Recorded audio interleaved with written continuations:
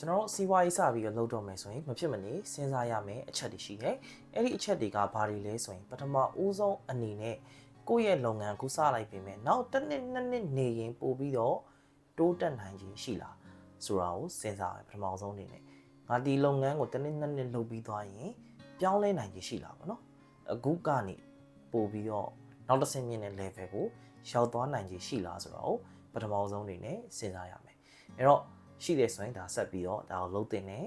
ဆက်ပြီးတော့အကောင့်ထဲပေါ်သွားပါတော့တကယ်တော့မရှိဘူးဆိုရင်တော့ဒါလည်းပြန်ပြီးတော့စဉ်းစားရမယ်ပေါ့နော်ဘယ်လို plan နေနဲ့ဒီတိုးတက်အောင်လုပ်မှာလဲဆိုတာတွေကစားကျွန်တော်စဉ်းစားဖို့လိုတယ်အဲ့တော့နောက်တစ်ချက်ကကျတော့ဘာလဲဆိုတော့ကျွန်တော်တို့လုပ်ငန်းမှာ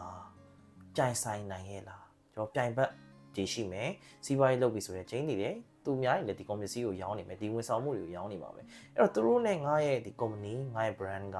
တကယ်ကိုပြိုင်ဆိုင်နိုင်ရဲ့လား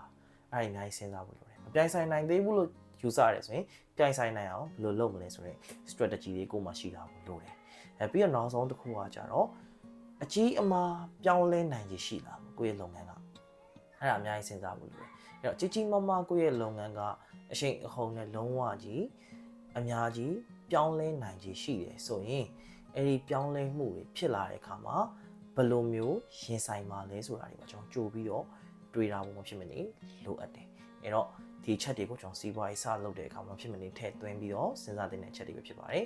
နောက်ထပ်အခုလိုမျိုးဗီဒီယိုလေးတွေကိုထပ်မံပြီးတော့တင်ဆက်ပေးစီချင်သေးဆိုရင်တော့ comment မှာ YESYES လို့မှန်းခဲ့ပြပါဦးခင်ဗျာ ADS online class ကနေပြီးတော့ကျေးဇူးအများကြီးတင်ရှိပါတယ်